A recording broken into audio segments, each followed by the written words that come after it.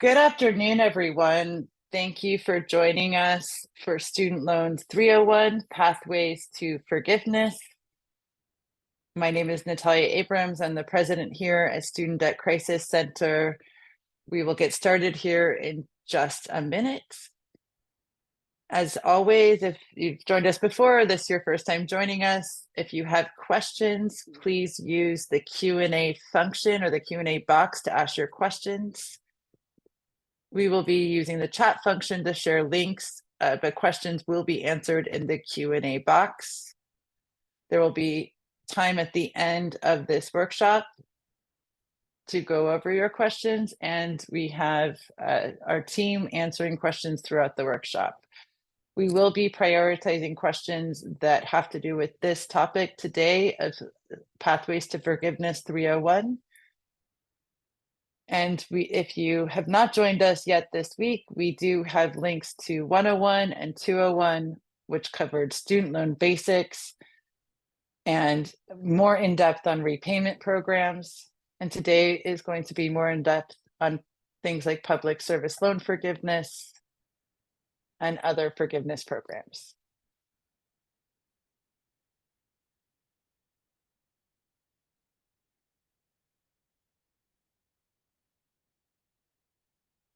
Great, and with that, we're going to get started. Again, my name is Natalia Abrams. I'm the president here at Student Debt Crisis Center. Thank you for joining us this evening or afternoon, depending on where you're calling from, for Student Loans 301, Pathways to Student Loan Forgiveness. If you've been with us this week, we've been doing a series of workshops. So Student Loans 101 covered the basics, loan types, loan consolidation, types of loan servicers, and briefly on repayment options. Loan 201 went more in depth on those repayment options and specifically the new Save repayment program for student loans, which is an income-driven repayment program, the on-ramp, and the IDR account adjustment. And today we'll be talking about public service loan forgiveness, teacher loan forgiveness, and other forgiveness programs. So as we mentioned, what we're covering today, in addition, we will at the end have a question and answer period. Please hold questions on the topics being covered today until we have addressed them. And we will also be prioritizing the questions for today's topic and trying to answer all of your questions as we always do. Lastly, a disclaimer, we are not financial counselors nor attorneys. We are advocates, experts, and student loan borrowers here to help. So a brief overview of where we're at and why we're here today. So unfortunately, the Supreme Court this past summer ruled that the president does not have the authority to cancel student debt under the HEROES Act. This is something the president has said he vehemently disagrees with. We agree with the president. We absolutely should have student debt cancellation right now, but unfortunately we don't because of the Supreme Court. Their decision remained specific to the HEROES Act, which left the door open for the president to pursue cancellation under different legislative powers. And those powers are the Higher Education Act of 1965. So on the day that debt cancellation was shot down in the Supreme Court, the president came out with his Plan B alternative, which was to cancel student debt through a different regulatory process. This will be lengthy and require public hearings and comment periods. We've already gone through the comment period and are heading into negotiated rulemaking next month. We expect a final rule sometime early next year and are still fighting tooth and nail to get broad-based student debt relief for all. So with that, we're going to get into the program on your student loans. We want you all to know that the best place to find information about your federal student loans, and this workshop today will cover federal student loans, is studentaid.gov. This is where you can do all of the things that we're talking about, whether it's sign up for a repayment program, sign up for public service loan forgiveness, look into your own loan account, you can do this at studentaid.gov. As you can see the asterisk there, we say make sure to type it in. That's because we know, and we've heard from so many of you about student loan scams, companies that are pretending or seeming like the Department of Education. It can seem very official. This way, if you type it in, you know that you will not get to the wrong screen. In addition, if you've struggled to navigate studentaid.gov, I suggest you check out our 101 series, which we did a walkthrough of what it's like to sign on and view your account through studentaid.gov. So we're talking about federal loans, but what are federal loans and what are the types of federal loans? So as you can see, there are student loans, there's federal loans and private loans. And there are a variety of federal loans. So we have direct loans and the entire suite there. So subsidized and unsubsidized graduate plus loans, direct parent plus loans, and direct consolidated loans. Then there are Perkins loans. These are loans that were given to you by your school. They can be consolidated into direct loans, but on their own, they are Perkins loans. And then we have the FFELP loans. That is the Federal Family Education Loan Program. These are loans that were issued prior to 2010, so older loans. If you have loans after 2010, you probably have a direct loan or a private loan or both. But these loans prior to 2010 were issued from banks, and that includes subsidized Stafford, unsubsidized Stafford, the FELP Plus loan program, and FELP Consolidated. So now we're going to get into what's happening right now with return to repayment. As many of you know, interest began to accrue on September 1st of this month of September. In October, payments for the first time in 3.5 years, still crazy to say, will begin. This was codified in the debt ceiling deal. So unfortunately, we are unable to stop payments from resuming. So what the president announced is a 12-month on-ramp period. So if you fail to miss a payment, or if the income-driven repayment program is not right for you, you will be automatically put into this on-ramp repayment program. And you do not need to apply for this. As I said, this is automatic. The pros to this is it will prevent borrowers from entering default status if they miss payment. They will not be reporting to collection agencies or credit bureaus. The cons, however, is interest, because it's already started to accrue, will continue to accrue if you miss your monthly payment. If you are not enrolled in an income-driven repayment, future monthly bills will be automatically adjusted to reflect the accrued interest. So what this means is you will see higher payments than you would if you enrolled in an income-driven repayment program if you use the on-ramp. In addition, those payments will not be counted towards income-driven repayment programs or towards your PSLF credits. So a refresher from yesterday for folks that weren't able to join us, and Spencer's going to talk more about the SAVE program, but one of the things, as opposed to the on-ramp, that low-income borrowers can do, and frankly, all borrowers should take a look at, is income-driven repayment programs. So income-driven repayment programs can make monthly payments more affordable. These payments are calculated as a percentage of discretionary income based on family size. Your payments will be calculated based on your income versus your loan amount, which, as I mentioned, can be very helpful for borrowers. It helps folks with lower incomes who may have lost a job or decreased income. It prevents delinquency and default. It locks in these payments for a year.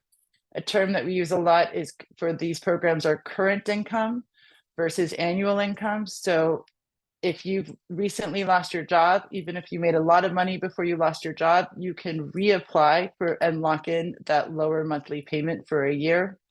The con, and we know that it's a big one, is it does extend your loan repayment period to 20 or 25 years. versus the 10-year standard payment. So these are a snapshot of the most used income-driven repayment plans. So we used to have the revised pay-as-you-earn plan. That is now the SAVE program. If you were on revised pay-as-you-earn, that is converted to SAVE. Then there is also the PAY program, pay-as-you-earn. This phases out in 2025. This program does require that you prove undue hardship. The other programs do not. And then as you can see, older programs, and we have IBR, income-based repayment, and then ICR, income contingent repayment. Income contingent repayment is largely the only repayment program for Parent Plus loans. We get a lot of questions and have a lot of parents that show up at our workshops. And so we know that you're seeing income contingent repayment if you're going through the student loan simulator to find out what programs are right for you. And now we have the SAVE program, which was introduced by President Biden last year. And I'm going to throw it to my colleague, Spencer Dixon, to go over the basics of SAVE. Thank you, Natalia. So just going to cover the top lines of SAVE tonight, but as Natalia said, we covered that in more detail in the 201 part of our series. And I believe we've dropped that link to that recording, and if not, I'm sure one of my colleagues will do that. So just covering some basics, what loans qualify for SAVE. All direct loans, whether they are for undergrad or grad, subsidized or unsubsidized, including direct consolidation loans. However, if you have a direct consolidation loan that contains a Parent Plus loan, you will have to go through a process what's called double consolidation in order to qualify for SAVE. This is a pretty complicated process, but it's one that does provide needed relief to borrowers with Parent Plus loans. And we did cover that in detail in 101, which was Tuesday evening, which again, we'll have a recording link dropped in the chat for that. Also qualifying for SAVE, or another aspect of this I should mention, is borrowers who have both undergrad and graduate loans will pay a weighted average between 5 and 10% of their income based on the original principal balance. And the original principal balance is the original loan amount that the government sent your school when you took out the loan, but with no interest at all. So for me, I'm a borrower with both undergrad and grad debt, but like a lot of borrowers in that circumstance have more grad debt than undergrad debt. So my percentage would be roughly 8% under this rule of SAVE. So which loans, just back one for a second, which loan types do not qualify for SAVE? FFEL loans, these are older loan types. However, you can become eligible for SAVE by consolidating these older loans into a direct consolidation loan. This is just one step of consolidation, unlike the Parent Plus loan that I mentioned, which requires 2 steps of consolidation. And we cover all details of consolidation on our 101 that folks can go back and watch. So when can borrowers apply for SAVE? Right now, the administration launched SAVE earlier this summer, and SAVE replaced the repay plan. So if borrowers were already enrolled in repay, they are now automatically put into the SAVE plan and benefiting from its increased sort of benefits. Another benefit of SAVE that's unique is the IRS integration.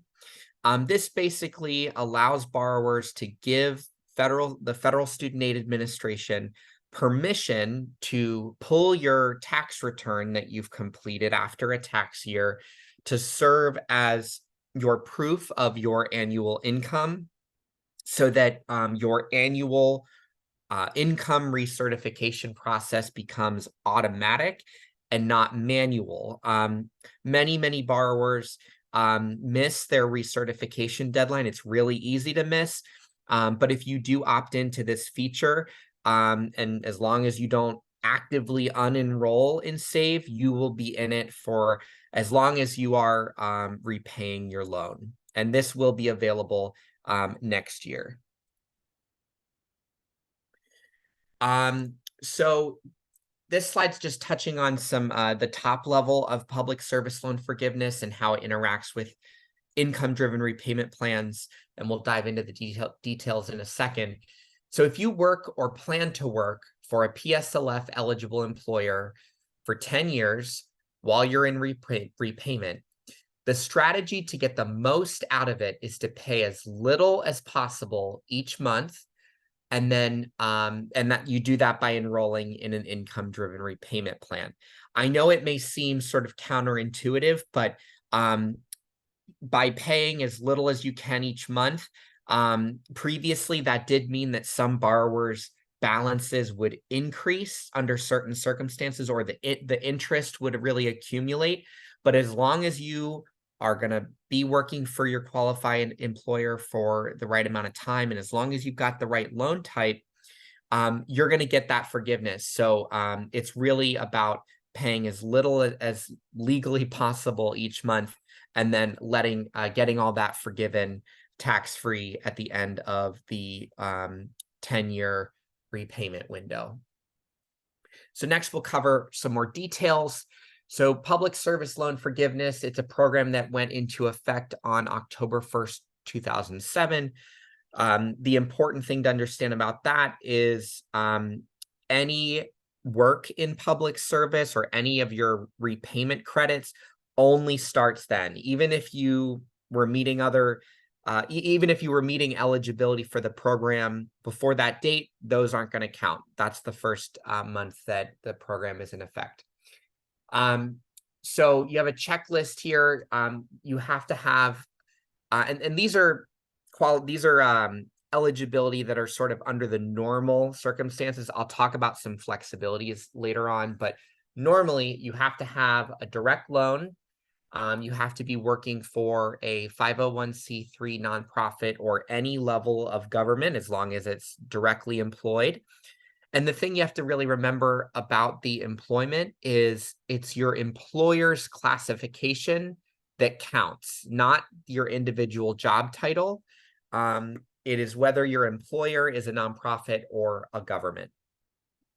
So you want to make sure you're in the right qualifying repayment plan, which under sort of normal circumstances is an income-driven repayment plan. And then you document your employment using the PSLF form, which is the employer certification form. We recommend doing that process annually, although you could sort of check all these boxes in the back end or in your mind and fill out one form. But we don't recommend that, because it's better to kind of get your payments, get your credits sort of in the bank, and know that you have them, and sort of accumulate them year by year.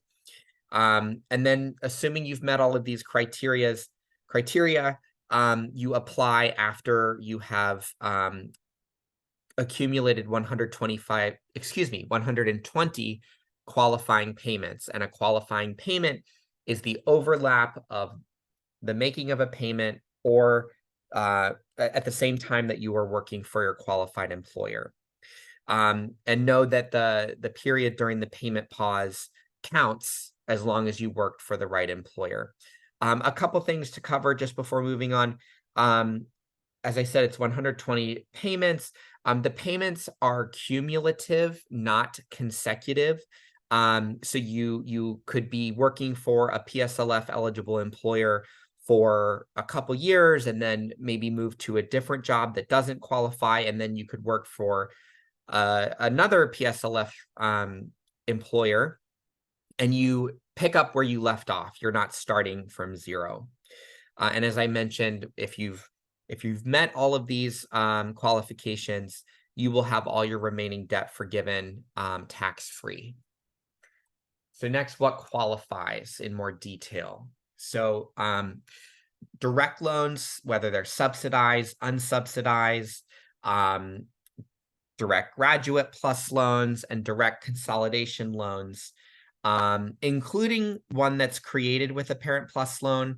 However, as Natalia mentioned, as long as you are only doing one step of consolidation, the only IDR that's eligible is income contingent repayment, which is the least generous, which is why we recommend borrowers where it makes sense to go through that double consolidation process. The employer, I already mentioned, all levels of government, state, local, federal, 501c3 nonprofits, and other critical public service careers. And then the repayment plan.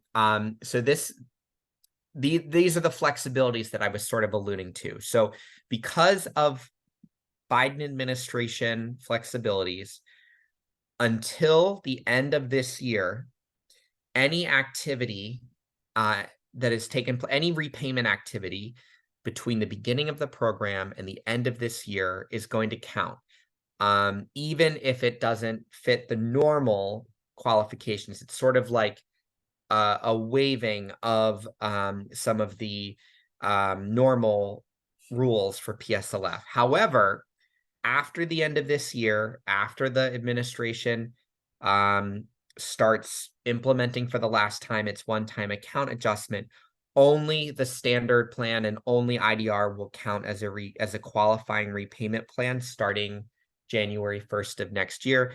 And really, for borrowers, only IDR is one that makes sense because a standard plan is due to be paid off in 10 years. So if you stayed in the standard plan your whole time, you would be paying off your loan right when you'd be getting forgiveness. So you really want to be in those IDRs to lower your monthly payment and push off that balance for it to be forgiven. So next, we'll talk about what does not qualify. So FFEL loans, although as I mentioned, you can consolidate those and convert them into a direct loan. Same goes for Perkins. They don't qualify on their own, but can be consolidated. Loans in default, you do have to get out of default, although there are some streamlined ways to get out of default that we'll touch on this presentation and we've touched on in the past. Private student loans do not qualify under any circumstance. Employers, government contractors do not qualify. I sort of hinted at this earlier. You have to be employed directly by a government in order to qualify. Labor unions, 501c4 nonprofits that have that do sort of work in the political realm. And then if your employer provides religious instruction, that's not going to qualify. So sort of the opposite of what I said last time for the repayment plan, starting next year, or it's sort of like a return to normal, if you will.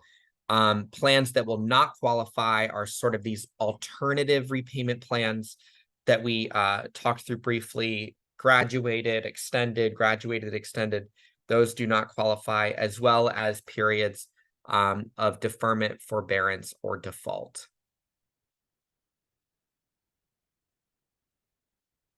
So again, we go into detail on consolidation in 101, but just to briefly touch upon it, what is it? Despite the name, consolidation is more about converting an older loan into a new direct loan. It is certainly possible, and many borrowers do combine loans in the consolidation process, which is where the name comes from and what most would think of.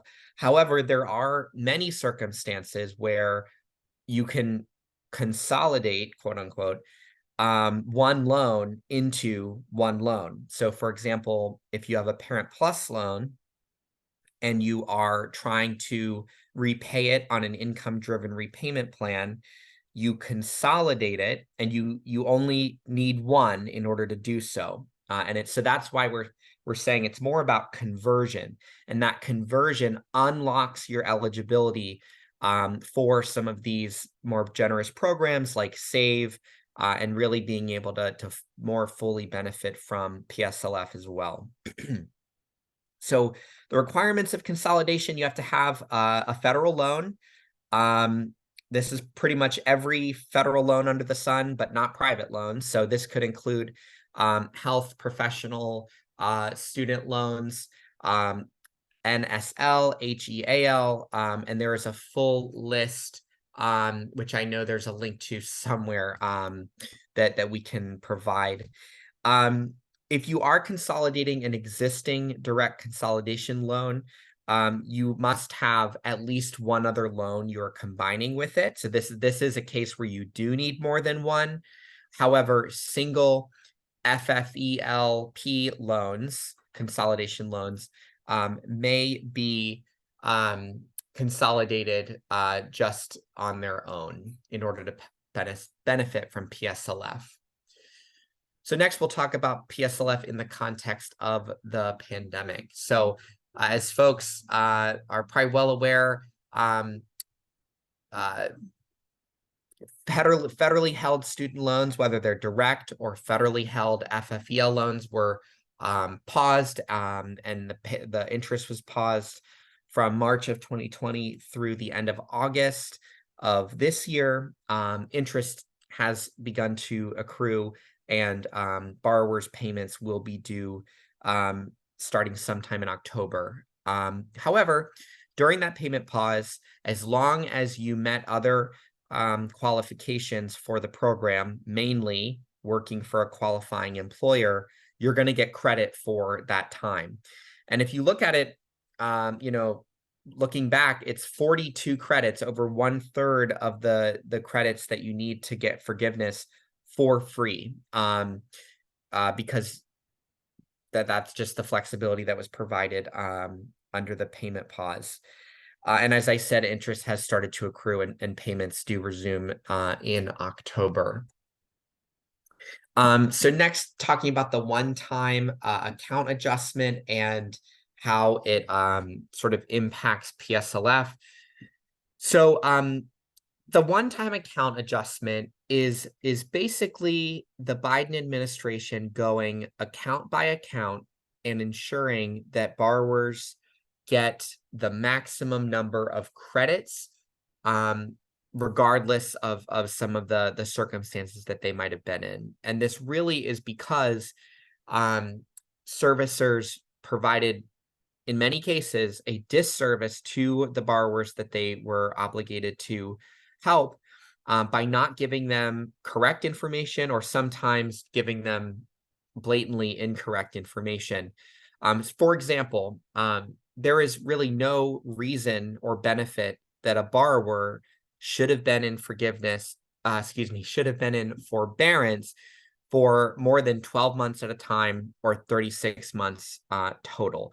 As we've talked about, income-driven repayment plans are really a much better alternative, and can have the same effect of forbearance in many cases, especially if you have a low income or no income at all. So what the Biden administration is doing is they're going and looking back and looking at those circumstances, looking at the records of each individual borrower, and giving borrowers as much credit as possible for those previous payments. But in some cases, they aren't really payments, but they're months that went by. So these changes will be applied automatically to all PSLF eligible direct loans, including consolidated and unconsolidated Parent Plus loans.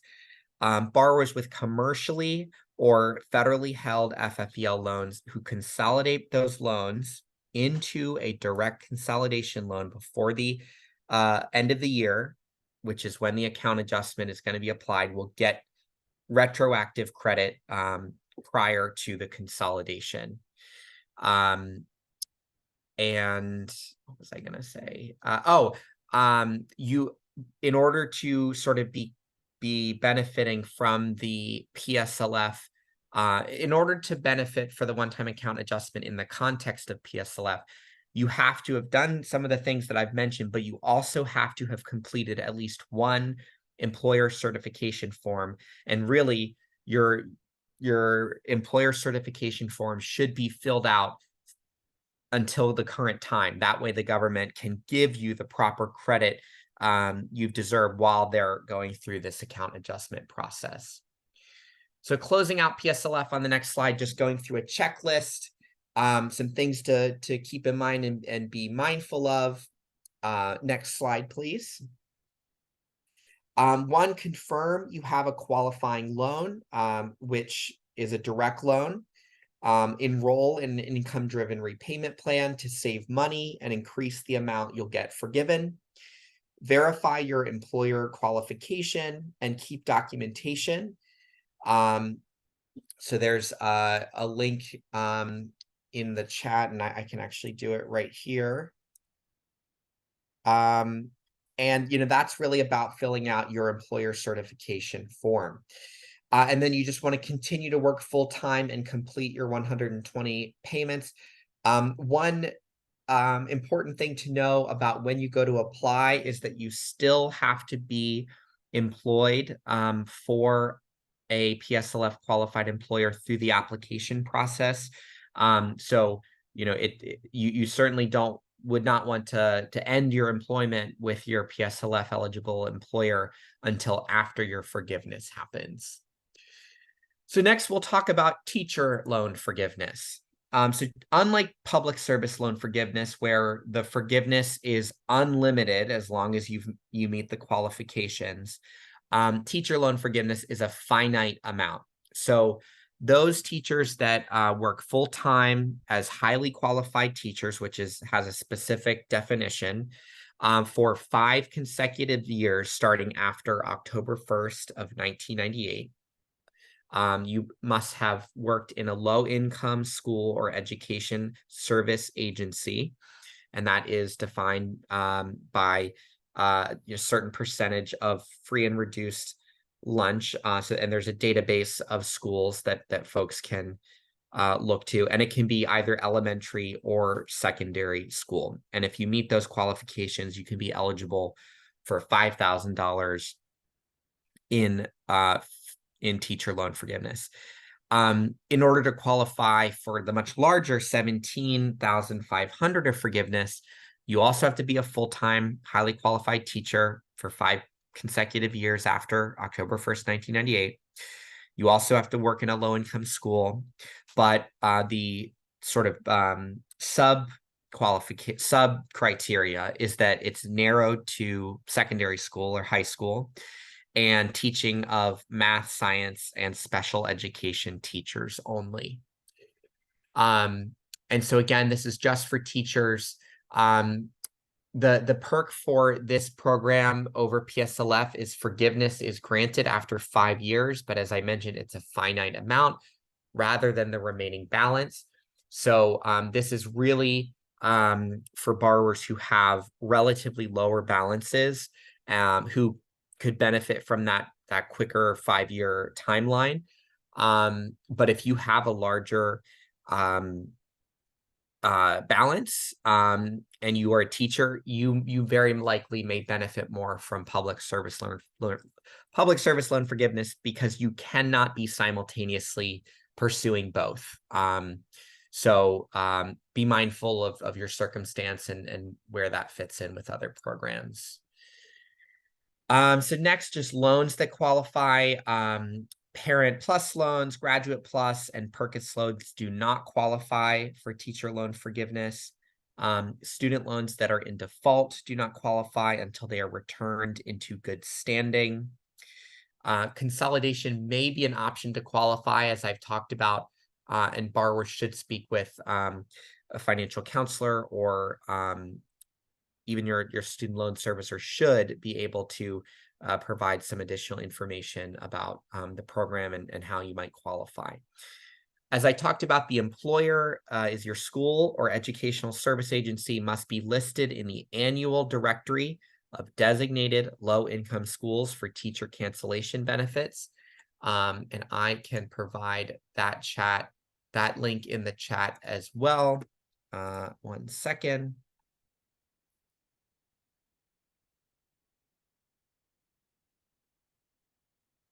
All right, there we go. And employment at the Education Service Agency after the 2007-2008 school year qualify, which aligns with that October 1st, 2000, or sorry, employment. I'm sorry, I misspoke. So employment at educational service agencies after the 2007-2008 school year qualify. Whereas prior to that, it was only a school, not just the agency. With that, I will pass things to my colleague, Sabrina, who will close us out and talk about other forgiveness programs. Sabrina?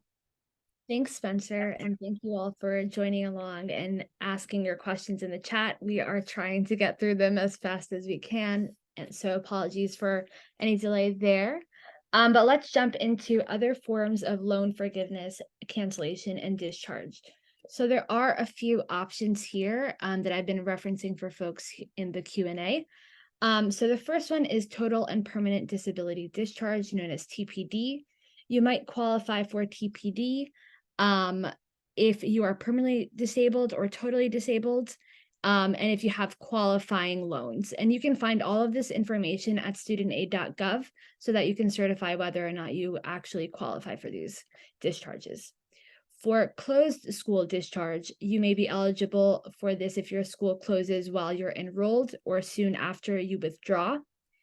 There's also borrower defense, which is actually considered defense to repayment, but we use the term borrower defense. This is a discharge that is available for folks who took out the loan to attend a school, but you were misled or they engaged in other misconduct in violation of certain laws. So if you have a direct loan, you may be eligible to apply for defense to repayment and get your loans discharged that way. There is false certification of eligibility. If your school falsely certified your eligibility to receive a loan, if they issued a loan to you, even though you weren't supposed to be issued that loan, you are able to get a discharge. Unpaid refund, you may be eligible for this if you withdrew from school and the school didn't make a required return of loan funds to the servicer, or if there were any other issues regarding a refund. There is unauthorized payment, which is exactly as it sounds, an unauthorized payment was made. When it comes to your student loans, Perkins loan forgiveness, which if you have Perkins loan, this is a program that might help you discharge those loans, and it's based off of volunteer time and specific amounts of time. So you'd have to check that out on studentaid.gov. And then death discharge for federal student loans. Upon death, they are discharged. So you do not have to worry about that. I see that very frequently asked from folks, whether it's on a workshop or in emails. It is discharged through death.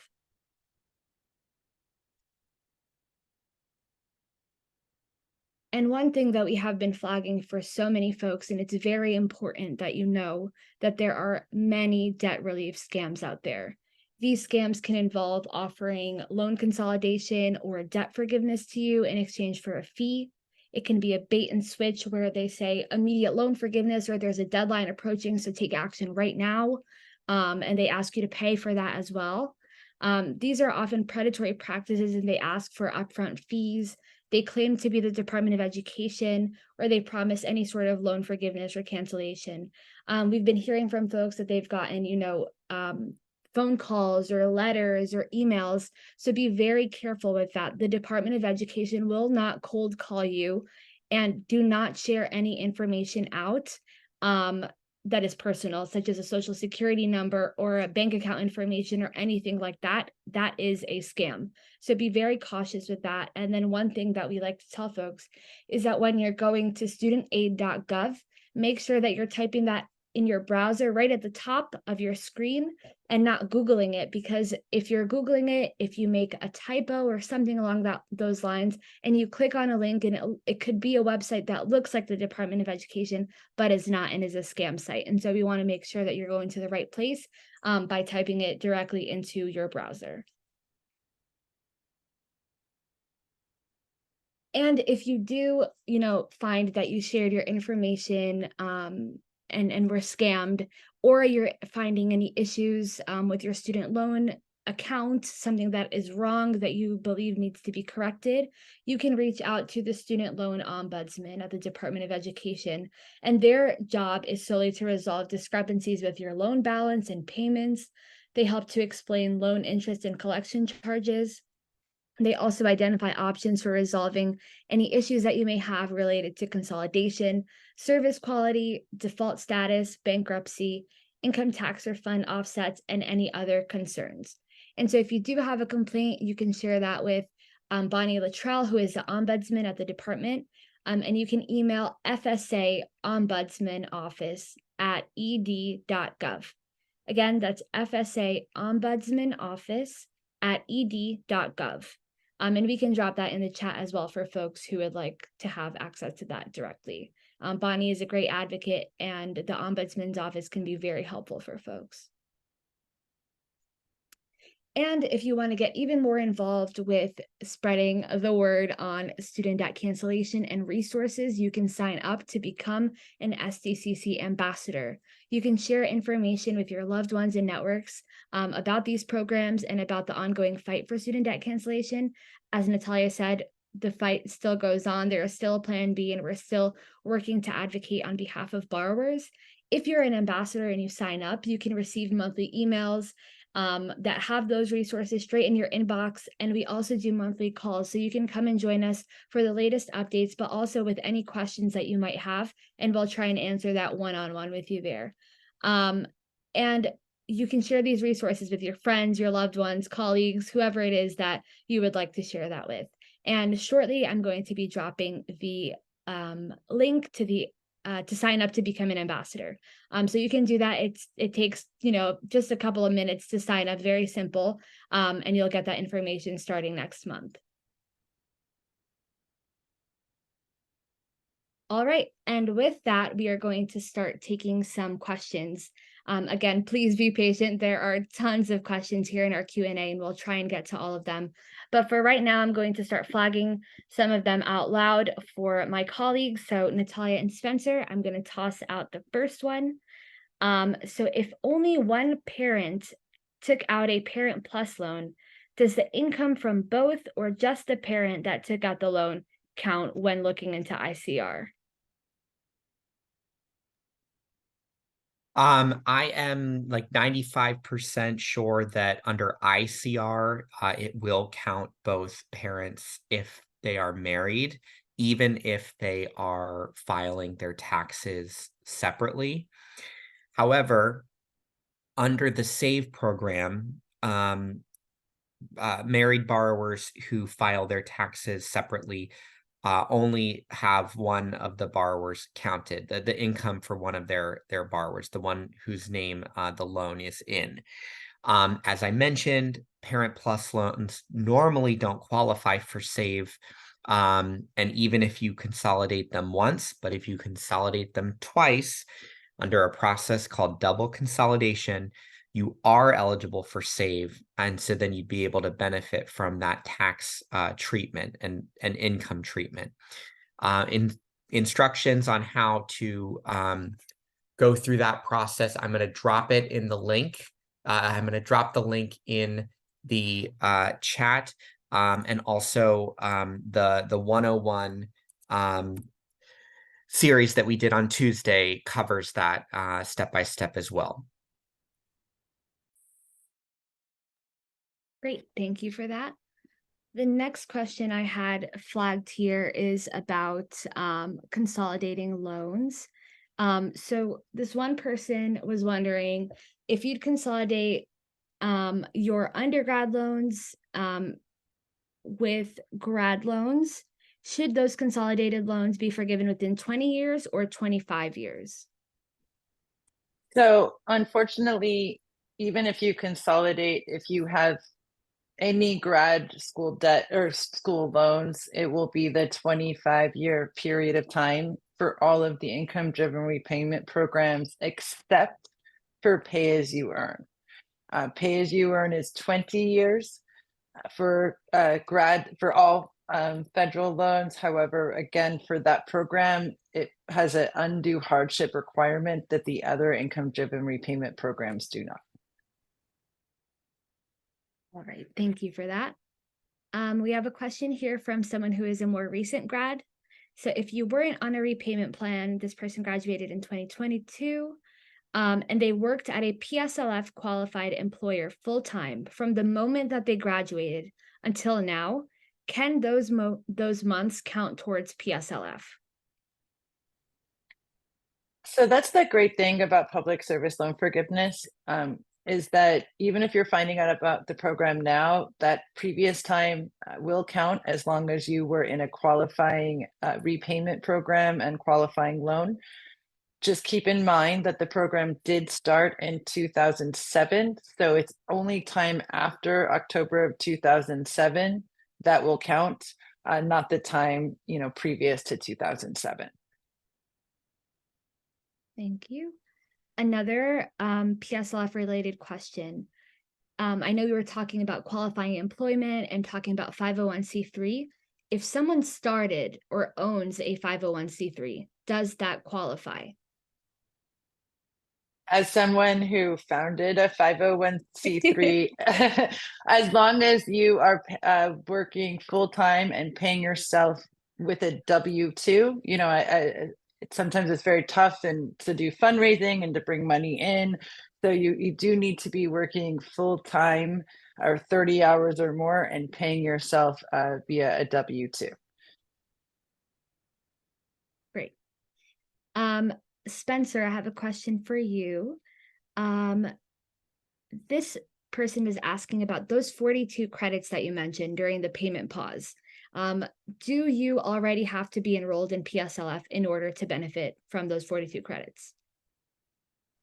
Great question. So you have to have completed, well, one, you have to have worked for a PSLF employer during that time. That's critical.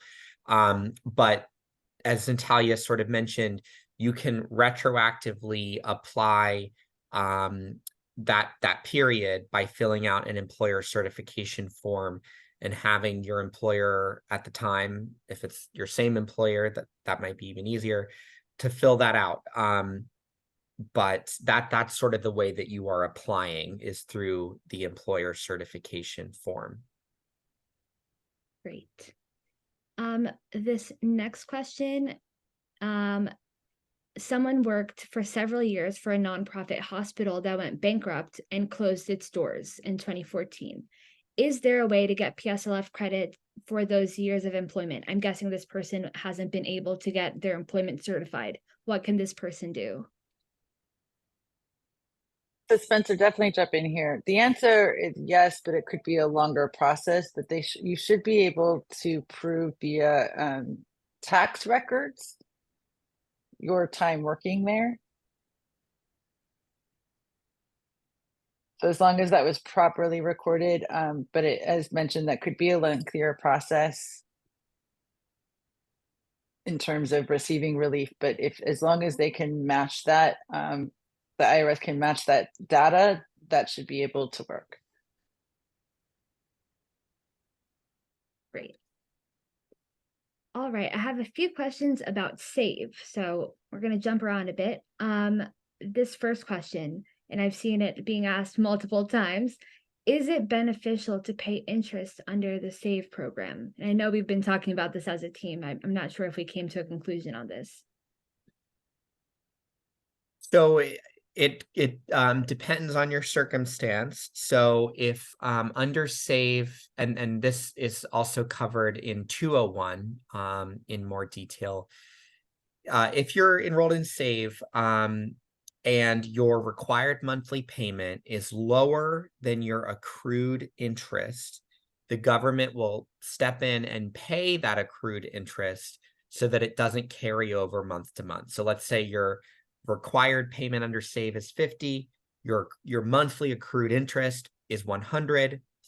That $50 that's uncovered will be covered by the government month to month. However, if you went to go make a higher payment, in the example that I'm using, the first $50 of extra payment, so you got your 50 and then let's say an extra 50, that's gonna go to interest. And so under that scenario, there's really no benefit because the government was going to cover that anyway. If your required monthly payment is more than your interest, then there could be some benefit in paying more to pay off your loan faster. However, if you are trying to pursue any sort of forgiveness, whether it's PSLF or even the forgiveness that is available for any borrower under IDRs, which requires 20 or 25 years of repayment. If you think you might be able to pursue that and get that, then there's also not as much of a benefit in paying more. You want to be trying to pay as less as you can. Great. Another question, this person is asking about applying for SAVE. So this person was in pay and was set up for automatic payment on October 1st. They applied for SAVE recently because it seemed like their monthly payment would be lower. If they don't find out whether or not they're enrolled in SAVE by October 1st, will they miss that first payment? What steps need to be taken? So your servicer will be sending a bill for your first payment. So just keep an eye out for whatever communication channel you receive information from your servicer. For most borrowers, I think that's probably email, but some may receive it through the regular mail. It is up to them. It is their responsibility to notify you when your payment is due and what payment you need to be in. If they're still processing your paperwork, and you're in the older plan, it'll reflect that. And then once they've processed it, your payment will likely change in a future month whenever they do process that application. All right. Another question about studentaid.gov.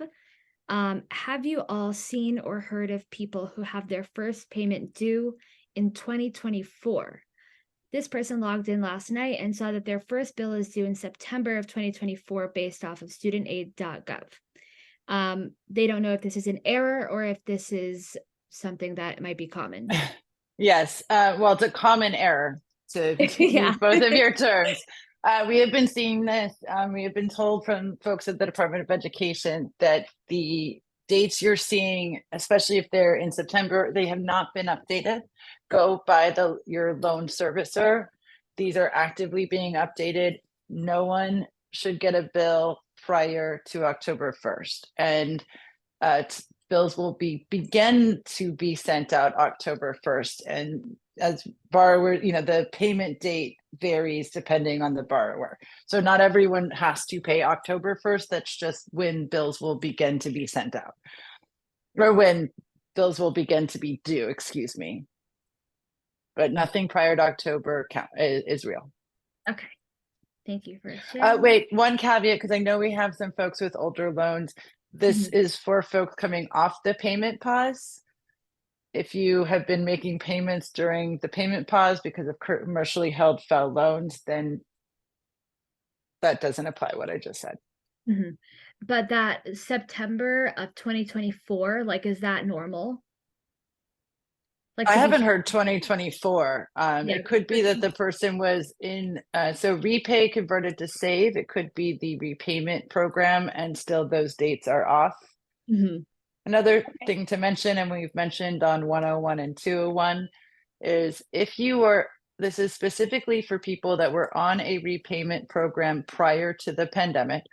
If you like that payment, let's say you were on a $0 payment, and now you've gotten, a job, you've increased your income, and you don't want to pay the new payment, like the new IDR payment plan, which could be higher, you can keep your older repayment program number, that older amount, for at least 6 months. So the folks that need to apply for SAVE or any of the income driven repayment programs right now are anyone that has not been on a repayment program, or if you've lost a job or seen a reduction in hours, then you should apply to take advantage of that lower dollar payment. Got it. That's super helpful. Another question that we're seeing, and Spencer, this was the section that you covered when it comes to the PSLF adjustment. Are folks who have retired eligible to take advantage of the PSLF adjustment and get those retroactive credits? Yes and no. As long as a borrower has filled out an employer certification form, the government is going to consider you pursuing PSLF. Ideally, your employer certification form is filled out up to the most recent month that you worked before you retired. Unfortunately, and really tragically, you have to be still employed by a PSLF employer when you apply for the actual forgiveness after the 120, after you've reached that level. The a workaround, I guess, which I know is really not easy, and I don't want to make it seem like it is you could return to work full time for a PSLF eligible employer during the application process, and work as long as you need to in order to get that forgiveness, which again is a horrible circumstance to put borrowers through, but unfortunately that is how the program is treated. Got it. Thank you for clarifying. I have a few more PSLF questions here. This person is asking, can my loans be forgiven if I work part-time in a local, federal, state, or nonprofit organization? What about if I am a substitute teacher working under another contract? So it has to be full-time work, which is defined as 30 hours per week. I know there are sort of specific guidelines that have been released for adjunct professors, for example, because they're in sort of a weird,